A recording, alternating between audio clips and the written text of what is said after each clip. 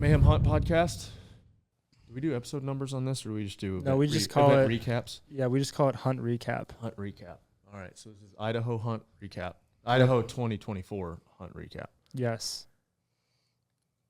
That's what the group text says anyway. That is true. Yeah. With Noah and Joe. Yeah. And us, which is still going, still cracking. Yeah, so we went to Idaho early season. I would say early season. Kind of pre-rut-ish. Maybe rut starting to get fired up.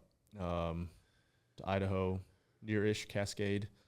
We won't give away our spots. Apparently that's a big deal. Give away people's spots. Tabletop Outfitters. We did kind of this DIY with an outfitter. Give them a shout out. Clayton. Clayton was awesome. Good dude. Really didn't get to hang out with him much, but got to meet him. And then we've stayed in touch a little bit text-wise. But with with Born and Raised Outdoors, Noah went with us. The rest of the Born and Raised Outdoors crew was in Alaska, killing moose, decimating the moose population in Alaska. Which SIG set it all up. SIG set it all up. So SIG Optics, they've been awesome, been really cool. Love their self-stabilizing binoculars. Is that what it's called? Yep. Rangefinders, all that stuff, scopes, guns. If you're into that sort of thing, a self-stabilizing scope. I know it could never work. Could never work, but it would be could nice. Be really awesome. Just like heat seeker. So we did. It's not public land, but hey, it was a DIY. Yeah, which hunt. There is a lodge. Yeah, but the 3 parcels we could hunt were no lodge. No lodge, no guide, unless you call Noah a guide, which he might as well be. He might as well. He's better than a guide. Yeah, he speaks Elkanese. We battled wildfires. Yep. We battled the heat. We battled the smoke a little bit. We got evacuated once.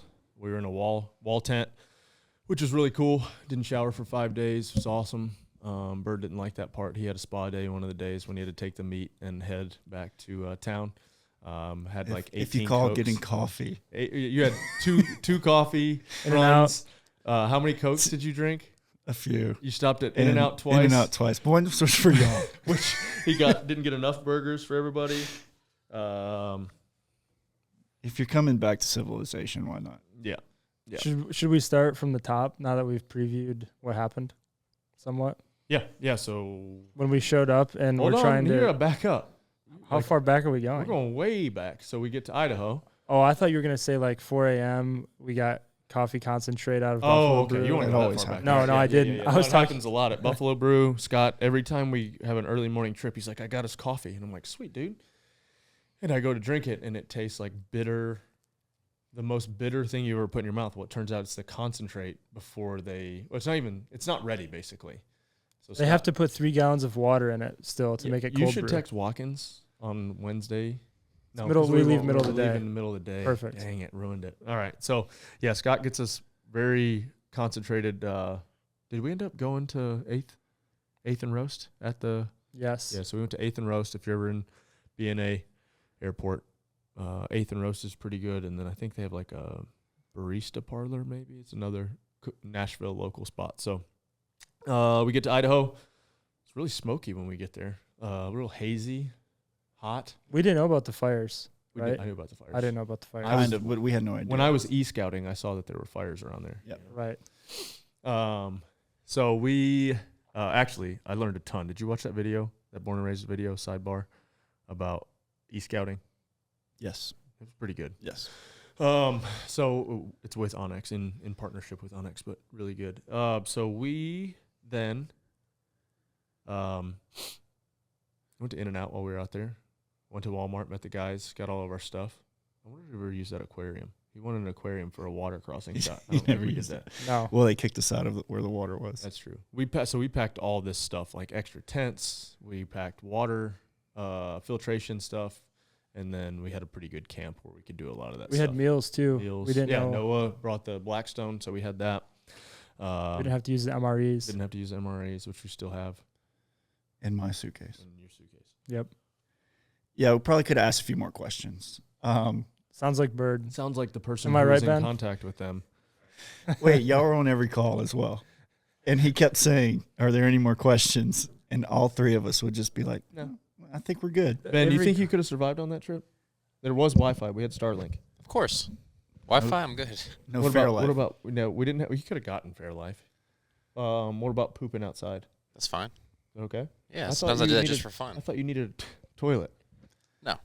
I don't care about toilet. Dang, missed We have a opportunity. solution now for that, anyways. Yeah, crap strap. Dude, I'm Or what is it called? Outdoor toilet. I can be pretty Outdoor hardcore. toilet, crap strap. There's different I brands. just don't understand. I don't need that. Just give me a good tree. It's nice. Even a sapling. Sapling. It's nice to have. Yeah, I don't care about crap. All right. Yeah. So we got out there. What day of the week was that? Friday, Thursday night, Thursday. Thursday. So we set Thursday, up. about 4, I would say, we got to the gate. Yeah. Oh yeah, yeah. We Yeah. got to the gate to the property, but there were these fires, so forestry was there, limiting entry. Yep. And so we waited about 3 hours to get approval. What was We her had to name? We had to Rachel. drive. Rachel. We had to drive what 200 yards to get off was about of. 2 hours from Boise, first No, of all. yeah. An hour and a half But we had to drive about 200 yards on public get to our to road. get to our to get road. to our road. But that part of the road was closed. Yep. So yeah, we had to wait for some red For tape. permission. Yeah, for 2-3 hours. Yep. So we finally get to camp at Set up probably in the dark. 7:30, 8. So we set Right up when camp, we get there, we bugle. we bugle, and 4 or 5 light up. There's apparently. 4 right there. I heard like 2, but they heard 4. And we Yeah. were like, Sweet, we're in them. We camped right in them. But turns out I'm 99% sure when we pulled the truck in, it ran everybody off because there were hoof prints, like running hoof prints from right Yeah. where camp was. So we hit their spot. It was right by some water. Set up camp in the dark. Had nice Peaks headlamps for that. Scott loves. Scott Peaks loves They were them. great. They were good. They're really They were good. great. Rechargeable. Good, really good headlamps. I actually used it this weekend on the car Really? Yeah. Yeah. because we were working on it in the dark. Well, make sure you find it for this week. Yeah, no, I just thought about it. I need to tell Billings it's in his truck. Yeah, we went to bed with that first night with really high hopes that the morning was going to be different than a lot of our experiences. Yeah, and it was like, okay, we're on them. yeah, And then we were like, Not on them. you don't know who we are. yeah, We We- have bad luck. yeah. We had a clip where I started off on the next morning, and he'd bugle and we wouldn't hear anything. We're walking around, and that clip where he had to go. I think he was taking his morning poop, and we were like, hey. This is how it goes for us. No matter what people are always like, hey, this is how it's gonna go. This like we'll bugle, they'll call back, we'll call them in, you'll shoot them, that kind of thing, or whatever the strategy. It never goes that Never way for happens us. So we spend the first day. We're not allowed to hunt, so we're scouting first day.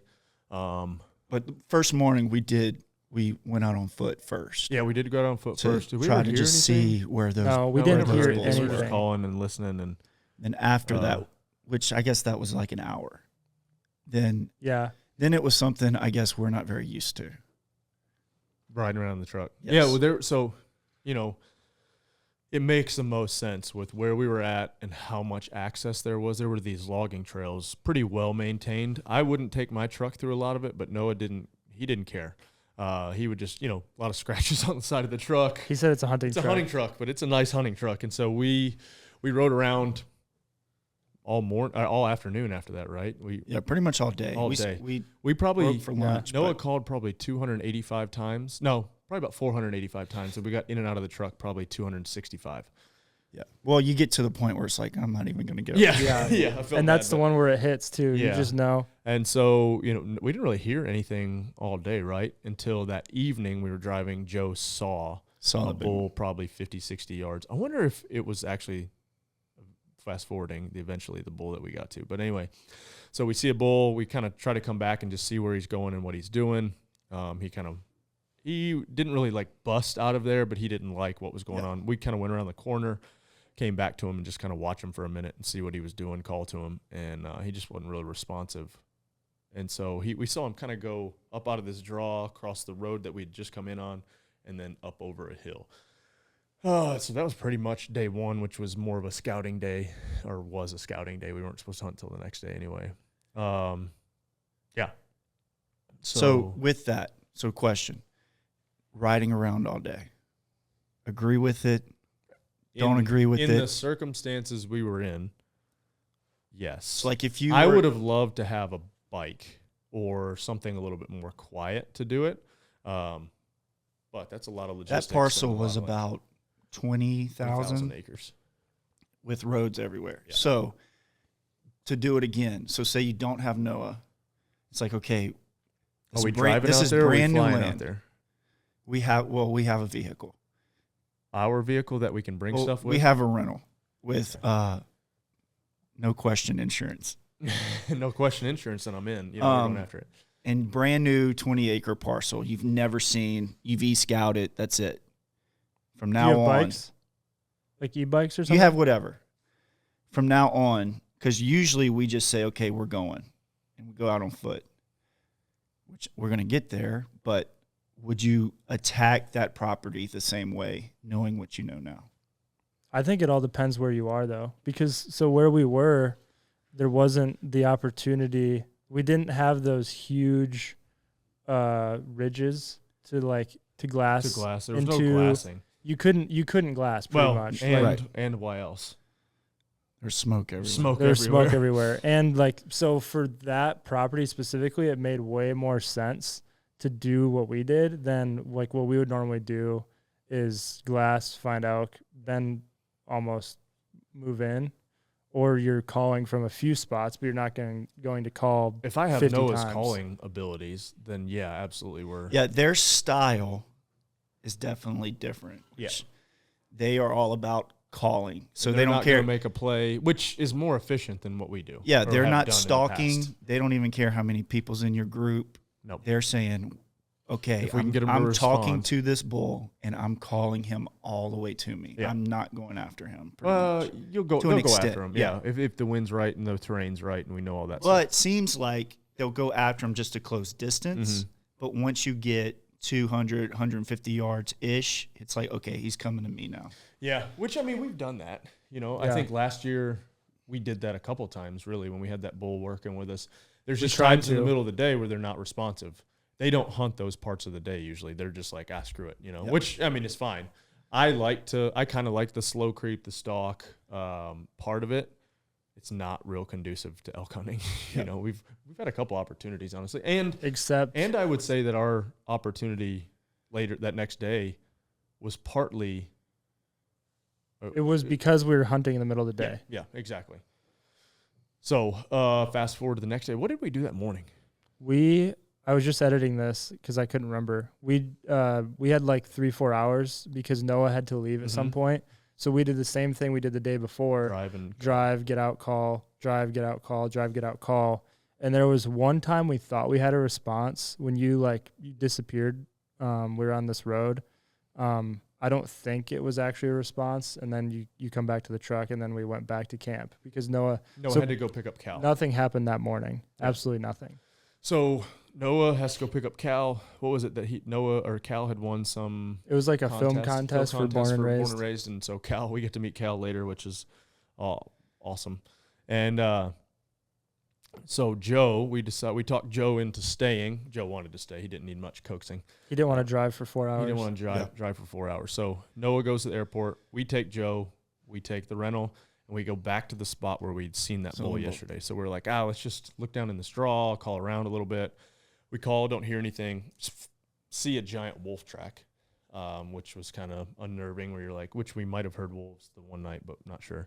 It was unnerving how large that paw print was. And also we were like, all right, well, there's no elk here. So we walk back. We kind of backtrack where that bull was. We follow where we thought he went up. Where he went. And sure enough, we find a pretty good game trail and some fresh signs. So we follow that for probably a mile or so. Yeah. Just, looking and making sure that it's fresh and if it leaves or, kind of wanders. And we stay on that and we kind of sit at the top of this ridge, middle of the day, right? Well, we sat and had snacks for a minute. Yeah. We're kind of talking about how we were already having we said we were going to eat backstrap that night. Yeah. And I was like, we're not eating backstrap. And then we moved and sat at another ridge. Yeah, we moved and sat. And so then I'm just messing around with my cow call and threw out a couple mews. And then we hear a chuckle, like a little, about 150, 200 yards down. So at that point, it's kind of on. We think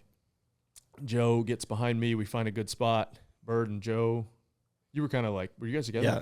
Ish. I stayed on the road, and Joe was behind the road. Okay. Bird was filming, Scott was filming, and so it's me, and then Joe was calling. And so we get a pretty good interaction, right? It sounds like he's coming, but he gets kind of hung up, maybe 100 yards out and down the hill.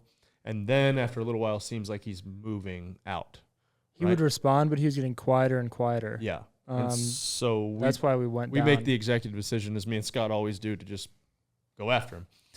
And so we kind of cut some trail. Joe would move with us, but kind of stay the same distance behind us. And we get to a point where it looks like he's moving out, and we see pretty fresh tracks. Yeah, we thought he was gone at one point. Yeah. He went quiet. He went quiet for a good amount of time. And so I remember this exact – do you have this on film or no? Probably. Where I'm like, hey, should we nose over this little saddle and keep going down this ridge? And Scott's like, we always go to the next ridge or next saddle. And I'm like, yeah. But that's when we usually find something. He's like, all right, let's go. Yeah, because I remember I said something – I don't remember exactly what I told you, but I was like, I don't think he's going to be down there. I thought he had not blown out, but he'd left. Yeah. And at this point, Noah was on his way back. Yeah. So I'm thinking, let's hike out. Let's go back. We'll meet up with Noah. We know there's kind of a bull in here. And also the other thing is you couldn't hear super well because there's helicopters flying over our head every 10 minutes or so? Probably. Like right over our heads. Directly over us. Every time we'd call. You can't hear a thing. And so we keep making our way down, and I forget, we get probably... Because we followed those tracks. We got back on the tracks after you said we should go. We're probably 30 or 40 yards from the bottom at this point, and he starts responding again. Well, Noah is like, hey, I'm almost back. Where are you guys at? Joe texts him and tells him, hey, this is what's going on. And Noah was like, calf, call, and rake. Because he was kind of retreating every time we'd bugle or chuckle at him. Yeah, and so he... starts calf calling and raking. From there, it changed. It changed the dynamic of the whole thing. Which also may have been why he kept moving away from us up top. Yeah. We were probably calling a little too aggressive for him. He probably didn't want that much. He didn't want that much smoke, you know. So Joe starts calf calling and raking. And while I was having a conversation with Noah the day before, Noah says they shoot a lot of things up close, so be ready. If you hear footsteps close enough, if you hear breathing, if you see antlers, if they've got their heads down and are moving through something, you better be drawn, basically. And so that's playing in my head. And then he's also like, if you ever want to move on something and see a closer, better spot, if they're raking, that's when you move. Whenever you want. Because their head's down and they can't hear. And so we have probably a 20, 30-minute back and forth with raking, but he's not moving. And so I look at Scott, and I'm like, you want to move up one of the times when he rakes. So we cut the distance. We get to the bottom of the draw. And so we're in the bottom of the draw, and there's an open kind of, not a trail, but we're on a logging road, old logging road. It's not like well manicured or even in the last probably 5 years. But so we're on this at the bottom of this draw where there's some like water and like swampy stuff. And so I'm thinking he's going to come to our right and through the open. So we're sitting there, and all of a sudden I hear steps, and I'm like, oh, here we go. And so I draw, and there's an evergreen in front of me, but of course he comes to the thickest side. It was thick. It was nasty thick. And so I'm drawn maybe 45 seconds to a minute, something like that, tops. At most, yeah. And I see antlers coming through, and I'm like, oh, here we go. But I've got a 25-yard pin, and he's at what, maybe 10 tops? Yeah. And so I've got my pin on his head as he comes through, and I just need him to give me shoulder. And he gave me shoulder for maybe a second. Not long enough for me to decide to shoot. And he saw us. I don't think he knew what we were. He didn't like whatever it was. He took he literally was like 1 foot was planted and the other was about to plant. And he was gone. And he saw whatever he saw, he was gone. And so I shouldn't have, but flung an arrow. We checked the film later to make sure nothing was hit. We, for 30 minutes, looked for blood, looked for the arrow.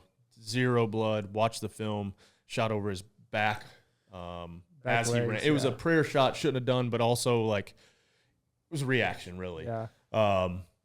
So he busts out, but doesn't like he goes didn't like leave 30 or 40 yards and starts raking again. But he eventually moves out. Well, Noah at this point has come in with Cal. And he's calling up top. I don't know if he was trying to locate us or if he was hunting or whatever. Well, something starts answering him. Yeah, he got a bull to pipe off. Yeah, and so we're just kind of down in the dumps, or I'm down in the dumps. I'm like, is there anything I could have done different? Like I don't feel like in hindsight there's only thing I would have, if I could go back and change, would not fling that arrow. But is what it is in the moment. The setup was perfect. You were tucked into that tree. Yeah. You were already at full draw when he came out. There's no reason that it should, unless the wind was swirly down there. Swirly, or he was already on high Could've been alert. Like swirly. he did not like the situation. He was already kind of like hit or miss on whether he was going to come in or not. Well, even just how he was reacting to the calling That's what I mean. would say he's probably skittish to Yeah. begin with. Yeah. So Noah's up there and he's like, "Hey, you guys stay down there. Don't mess this up," basically. And I'm just like, dang it, he's going to kill one, which I'm all for. We're part of the, the crew, and like, I'd had my chance. And so we're sitting there, and you can tell he's kind of working his way away. Well, we dropped our packs, me and Bird. Scott didn't drop his pack because we never drop your pack. But We learned the hard way not to drop our pack last year. last year, yeah. And so we end up going back up. We're like, screw it, let's get up to the top, either back to the truck or back to the road where we can make a play. So we get to the top, and Joe gets a call from Noah, and Noah's like, I need a shooter here. He's like, I can call this thing in, but I can't get him within range in a clear shot. And this was like 2 hours? 2 hours Hour and a half at this point, from probably. the first chuckle Yeah. till Then from then, it's probably Yeah. 2.5, 3 hours. like we worked the bull for a good 2 hour and a half, hours, 2 yeah. hours. Yeah. And so this is like probably getting like 4 o'clock ish. Or later. And Yeah. so Noah said, I need Rich over here because I can't get him. He's responsive, but he's looking for the call. And he's like, I can't get him close Noah enough. called him in three times. He said at some points he would call, he would run up 15 yards to try to be the shooter and the caller, and Yeah. it just wouldn't work. Wouldn't work. He said he needed a lot of attention. And so we were probably 2 miles away, 1.5 miles, 2 miles, as the crow flies. Yeah. Yeah. I think we went like 3 or 4 miles.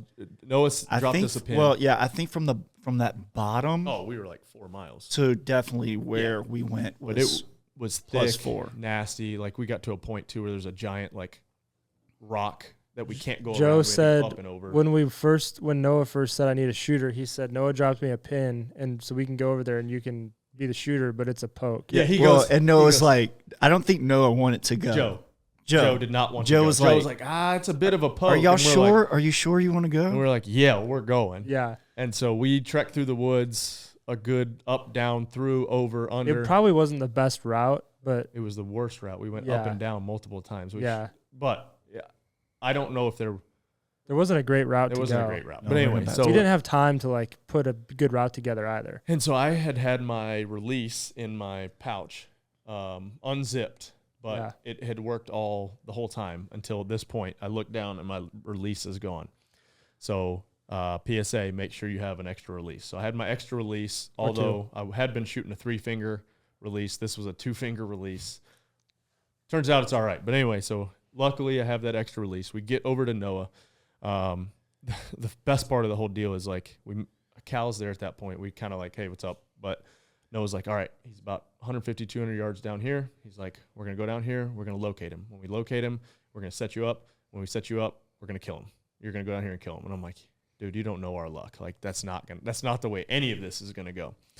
So sure enough, we leave Bird and Joe, me, you, and Cal, and Noah walk down. Drop down. Noah calls. This thing sounds like it's bedded on the other side of this ridge. We're going down this ridge Noah would call every 15 minutes just to keep him there. during our hike just to make sure he was there and Yeah. like ready that we could still go after him. And when he hit that locator bugle after we hiked down a little bit, he says I have this on camera because I watched the clip. He said, all right, we're going to kill him. Yeah. He says that out loud. So he has me go up to this evergreen tree.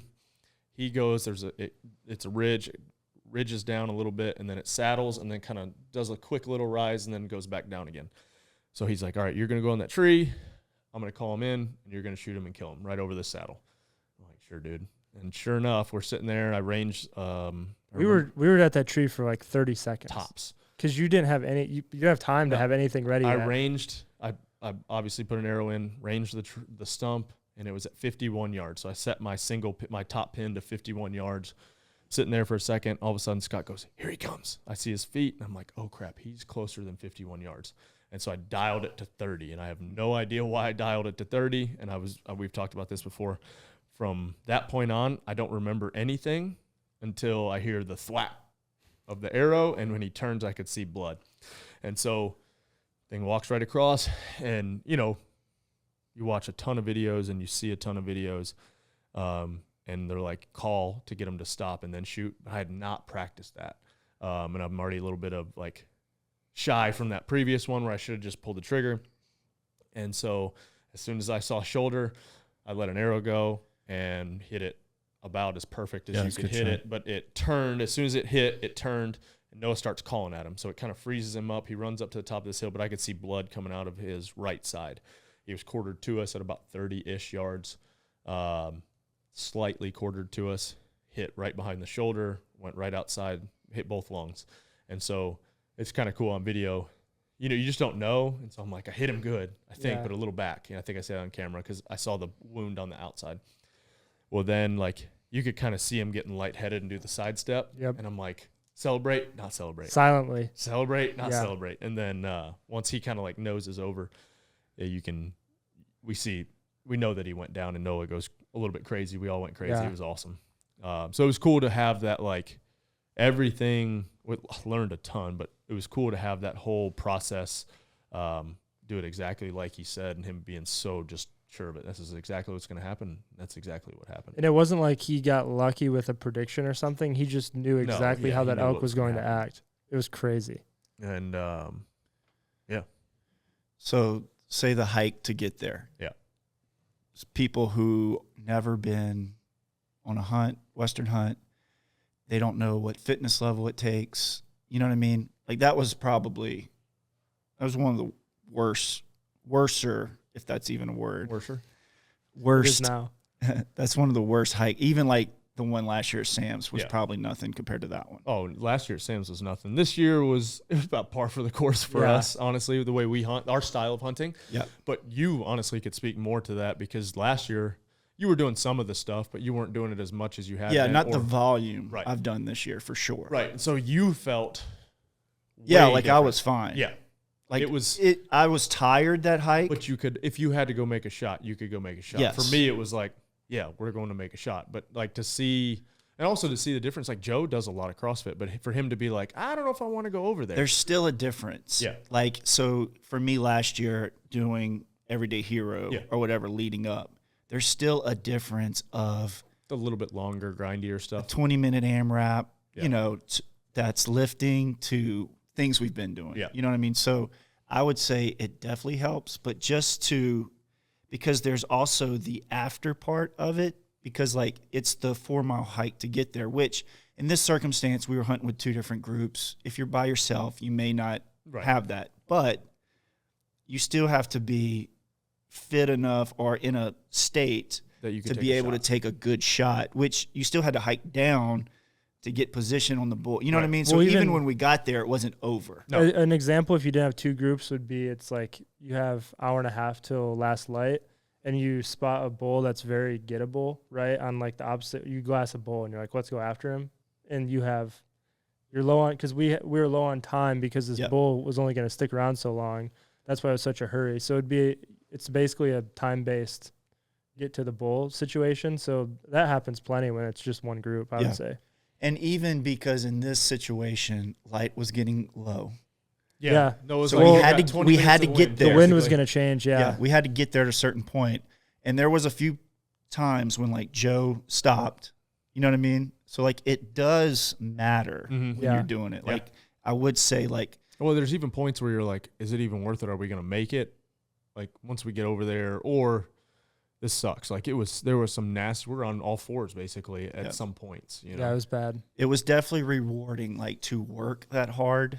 Like it sucks to work that hard and then nothing happened. Which is typically how it goes. Yes. Yeah. But like to work that hard, you get the kill. You know what I mean? It's just like, man, that was awesome. It was awesome. Yeah. It was awesome. Just to see it all come together and know that, hey, preparation worked. I mean, and to go back to the, like, I don't know what happened for that, like, 10 seconds or whatever. It just shows you, like, I've shot 50 to 100 arrows every day since, end of July probably. And that just have this process down that it just was exactly what it was automatic. Supposed to be. Automatic, yeah. Yeah, and I think that's what you hear a lot about, like, in the space. Like, people preach good shooting. Good shooting, yeah. Or, but even high heart rate. Like there is like another part to it that's so up in arms that, you know, like we've been high heart rate shooting. I can't believe you do that and target panic and punch the trigger, which I do all of those things, but it worked. Yeah. You know, it's not always going to work, you know, so. Yeah, I think just like especially for us, preparation is a little different Yeah.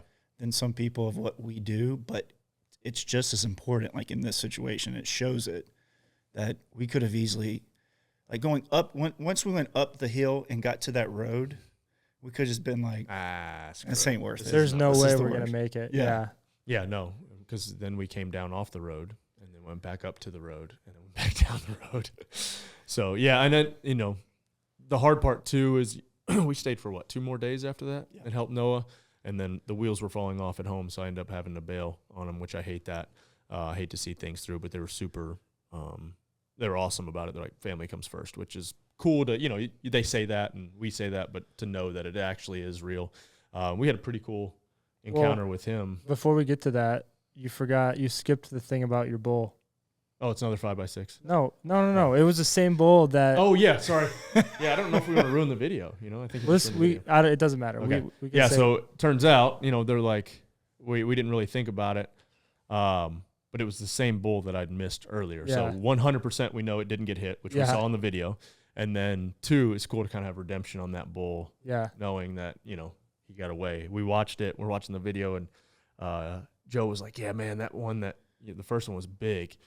I'm like, cool. You like have this little bit of like, the trophy side of it doesn't matter as much to me. I'm like, yeah, like we kept it. I like the memories of it. I'll always have, the memories from that bull. But I'm like, okay, cool. Noah was like, I think he's a big 5x5. We get down there, or previous to that, walking down there, said, I guarantee he's a 5x6. You're always, Guarantee. I've killed 3 5x6s. And so sure enough, we get down there, 5x6, beautiful bull, cool. And we ended up looking at the video later, and sure enough, it's the same freaking bull, which is really cool. Yeah.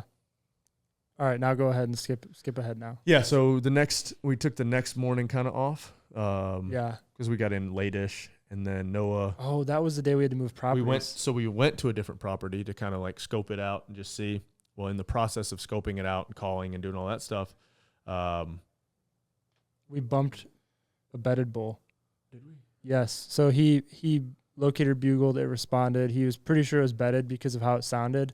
Remember, we're going down this kind of finger, like the top ridge, and we bumped the bedded bull. Well, right after that, he gets a call from Clayton, and he's like, hey, you guys have to get back to camp. That forest fire has grown, like 2,000 acres overnight or something? Or more than that. And they're evacuating that property. Yep. So at that point, we have to hightail back to camp, pack it up in 30 minutes or less. Maybe less. And then we got it because it was like legitimately close. I was like, we didn't stop for security. We just drove. Yeah, I was like, this is closer than comfort. And then I think we were down to one property. Well, I think where we killed that bull the day before was on fire. Pretty much. When we were driving in. Yeah. So at that point, they had 2 properties of the 3 we had access to were closed. So I think it was the smallest one that we were able to hunt at this point. Which small was still like still 11,000 acres. Yeah. Still huge. Yeah. It's just smaller compared to the other 2. But we ended up dropping the trailer, trying to get a hunt in that afternoon, but we located a bull at the end of the night to go for the next. So then we had a plan for the morning because it was already dark, so there was no point going in there and messing up his rhythm. So then the next morning we go out. One call's probably 100 yards from where we're at. Was right. The whole plan worked. Yeah, other than killing Cal and Joe stayed back to try to rake and kind of whatever. You guys went after him, but I think he was coming to where we were at. He slipped around you guys because I heard some crashing. Bird, you weren't there yet, right? You took me. That was when I was getting. He was taking me. It was spot day. Spot day. And so he gave us the slip. We tried to hunt for about another hour or 2. Never really heard anything after that. Went back to camp for about an hour, a couple hours, 2 or 3 hours till Bird got back. Yep. Bird brought us some in and out.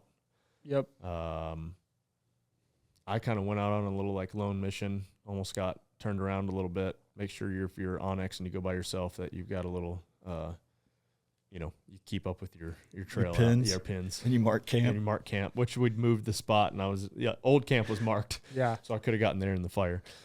So we get in the truck, go out, locate a bull. Mm-hmm. Wind is terrible. We try to figure out the wind. Well, actually, we had some cows earlier that morning too. But wind is terrible. Kind of come up with a plan to go down below them, check the wind. We bombed that hill. We bombed that hill. We get on a logging road. As we're going, we bust a herd, but the herd splits.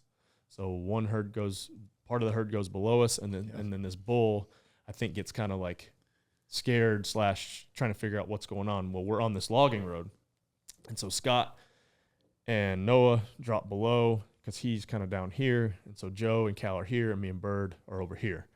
Well, the bull swings around up to your guys' left up on the road. Yep. Me and Bird, I drop off the road. Joe and Cal are just kind of stuck on the road. So I'm down here raking, crashing, just beating the crap out of stuff, busting my knuckles. This bull's like, he's interested, but not like. The first time he you basically. because you saw him more. Yeah. I was literally could not see anything. I would look for Bird to do this, and I would just start crashing things, and then he would do this, and I would do it for like 45 seconds, and I'd stop, and I'd sit there and watch Bird, and he'd go. And then I wasn't moving. Yeah. I was moving my finger. We were set up to where essentially what should have happened, from Noah explaining it to all of us at the end, is Joe should have been behind us, and he was more to the left of us. So when he called, instead of the bull coming through to this opening where Noah would have had a 10 or less yard shot, he went left, and he walked about 5 yards from Cal and Joe, who were calling on the road. They were stuck on the road. There was really so no. At this point, they spot for couldn't them move. They were busted. So then the bull swings up onto the next ridge. They keep calling and basically hold his attention. Yeah. At this point, Noah, we walk up this little ridge. We're on the road, and the bull starts to give him an opening, so he goes full draw. Well, at that point, he walked right behind a tree, so he has no shot. So everyone is like, he's stuck at full draw because the bull's staring at him behind a tree. Everyone, like, you guys are raking. He would occasionally call. And then this bull turns to come out from behind the tree, but then he's quartered away. So then he still doesn't have a shot. Well, then Noah begins to call while he's at full draw, and the bull comes back and is like frontal. So he still doesn't have a shot. Well, before he went to full draw, he ranged where yards. that bull was. He ranged at 60. Finally gives him a shot. He flings an arrow. At this point, the bull was at, we think, like 69. So you can see the arrow go down underneath into the dirt. The bull doesn't fully bust off, so we try to call a little bit after that, but he eventually walked off, and we never saw him again. He said it was. If you had a rangefinder, you could have ranged it before you shot? I could have re-ranged. Yeah. We should keep a rangefinder on you. Yeah, probably. In case of that instance, I could have re-ranged the bull because I had no way to I don't have a rangefinder. Right. But yeah, I probably should have one for that instance because, I mean, that happens where you're at full draw for a while. And I mean, it's the second time in 2 years we've had a bull at full draw. At full draw for a while. So true. Well, and to me, that was like. Yeah, I could have ranged that one last year for you even. And that was one of my questions was going to like, what's one thing you learned? And for me, it was just, for one, I think we like hunting as like a team, not a team sport, one-off, which I like. We did learn how to hunt better as a team. Yeah. Right. Like each person has like a role and even a position when you stalk, where you should go. Like you have to communicate and you have to be in certain positions. You don't just hang out together, but like it is like fluent and you do move together. Yeah, the way Noah kind of explained it, I like the way they do it. Basically, you work as, so if the bull is out here, and I don't know if people will be able to see this, but an hourglass is what he said. But like basically, you just keep the shooter in the middle of wherever the bull and the caller is. So if the bull moves, so say I'm looking at the bull, or we hear him at straight out. If he moves left, the caller needs to move right, and so basically you just pivot on the shooter. So that was super helpful. Which in that situation, then Joe was stuck. Yeah. So he should have been behind you guys. But he was also just in the wide open, which was hard. We got stuck because we did not expect the bull to bugle while we were on the road. Yeah. So expect the unexpected, I guess, is another. Well, yeah, the whole situation was unexpected because we thought the whole herd busted, and then that bull piped off, and we're like, oh crap, there's still one over here. So the whole situation was kind of like thrown together. But yeah, in theory, if Joe was behind Noah, then that bull would have come to us. But I mean, I didn't know. No, we didn't know. Noah, he speaks elk, and that positioning. Like he has it all figured out. Yeah. But we learned a lot in terms of, I would say that was the biggest thing I learned too, is just the calling and positioning. Because I don't know, I didn't really think about it. The whole time you just think be away from the shooter so the bull comes to an area, but he doesn't necessarily know where the shooter is, when in reality that doesn't help unless you're bringing the bull to the shooter, which it seems like common sense, but it is and the more bull's so when you see looking it. past. The bull's trying to find where the sound's coming from. Yeah, And so you he's need to looking be past behind. the shooter. He doesn't even care about the shooter. Maybe shooter doesn't spook the bull in that situation because he's looking. Which I'd like to do the same thing like turkey hunt. Yeah, it's the same thing. like same idea. We've never done it that way. Yeah, turkey hunting either. Yeah, I think calling, kind of checking the temperature was a big thing. So like call at them how they're answering. Basically, Yeah, he knew he's chuckling first. Don't step it up if they're not stepping it up. Like you could scare them off, which we've done, or just some of the things like be drawn in certain instances, move up when they're raking. If you want to move up, that's the time to do it. So that makes me think on that one last year that we had at Sam's place. Who knows? Yeah. But that spike was with him too. So yeah. So it's just hard. But yeah, I mean, I learned a ton just on calling, techniques, different things. I think I finally got my locator good enough. I can do the lip ball now. But I think it's I think now at least I feel more comfortable to call, but then also working as a team and figuring out like now Bird has to get comfortable to call. Yeah, you almost have to have a dedicated caller. That's almost, Bird. Yeah, Bird's our caller. You could also call too, but I'm on your shoulder. I know, but sometimes you need a we range have to. If it was just us. Well, but think about like a normal person. Yeah.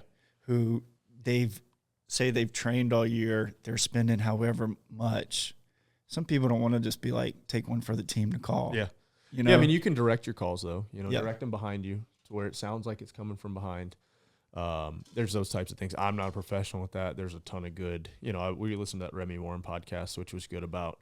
A couple of these things were said, and then even the come back to where they were, that type of thing too. Yeah, that was our logic going back that second day because we only saw one bull the prospecting day. Yeah. And so based on that Remy Warren podcast, we were like, well, let's go back to where he was around it was a couple hours away time wise, but that was the only thing we had to go off of. We had. And it ended up working. It wasn't even the same bull. But I think, obviously being prepared fitness wise, that's obviously our number one push is because that's what we do and that's what we know how to be prepared for. Be prepared with whatever weapon you're going with. If it's, I like shooting a bow way better. It's more peaceful. I just enjoy it. But if you're going rifle hunting, be ready with that thing. I think number 3 is being able to have some calling knowledge, some calling. Sure. Even if you can cow call, if you can locate bugle, you can do a bugle lot. And, least. you can get them fired up that way. But at least have some type of calling knowledge and a little bit of knowing what they're doing. If you're spending all this time, and hey, we had some guy that was like, oh, he needs to people need to relax out in the woods. They don't need to be so stressed. But some guys only have 7 days out in the woods. Yeah. So maximize, or guys and girls, maximize your time. Like you better be prepared. But yeah, knowing that there's, using Onyx, using some of these other ones, doing some e-scouting, looking for water, looking for benches, looking for access, looking for north-facing slopes. You can get real geeked out into it. What was cool was Noah, and we could see this in real time, 4 or 5 of the times we heard bugles, Noah had a hypothetical, this might be where a bull when he is from his e-scouts, e-scouting. he marks the bull in white. Yeah. And where you killed was 50 yards from where he had a mark. Yeah. Well, and even the one we bumped that day, it was marked. in the past, we would have, which is totally different how they do. We in the past would have probably been still going after it, where he was like, okay, I'm not going to push him. He'll still be there. I'll just leave him alone and maybe come back in the morning and see if he's still there, which is. We would have went for him. It's a good logic. And the night before the play on that bull, the Sunday night or Monday night, I don't remember the nights, but where we had to move camp because of the fire, and we found that bull, and there was maybe 30 minutes of light, not nearly enough time to make a move. We probably would have tried to and messed with him some, where Noah was like, all right, we can just be done for the night. He will be there in the morning. Like Yeah. he knows he'll be there in the morning. I So th- there's a good amount of patience there too. So yeah, speaking of that, was slowing down once you get within range. Yeah. Not trying to be too quick, being smart and not busting your opportunities. Which Yeah. Yeah, always wanting to approach the bull side. you could go fast when you a couple 100 yards out, like make a move quick, but then once you're within probably 100 yards, slow it all down. Good takeaways. Yeah. We'll probably do something with them in the future. For sure, 100%. Yeah. I would love to. I mean, if they'll do it with us bailing on them. So, man, I like this setup. It's not bad. This height was good. It's a good height. It's a good setup. So yeah, what's next this week? We're going to Utah. That'll be a guided hunt, so we'll see what the difference is on that. But With mountain ops. with mountain ops, MTN ops. Yep. Mountain ops, somewhere in Utah. Not really sure. It's pretty secretive. Don't know the town. Don't know. Somewhere out of Salt Lake. Do you have anything else, Bird? October, Hunttober. Is this going to come out before Hunttober? No, it All won't. right, never mind. We're in the middle of Hunttober when this is coming out. Yeah. Good it'll- luck. Keep I'll up put on it up. Hunttober. I'll put it up around the video release. So, yeah. So this either comes out before the video or there's come out after a the really video. awesome. Yeah, after the video. Yeah. So go watch our video and the then Born watch and Raised video. and then Born and Raised podcast about this, and then Yeah, it was we- more Yeah, we need to fresh. see. Yeah. But I don't think we gave out details. He might be putting that out before. So Yeah, he is. all right. So yeah. never mind. Don't do that. All right. All right. Anything else? No, I think we're good. All right. Peace.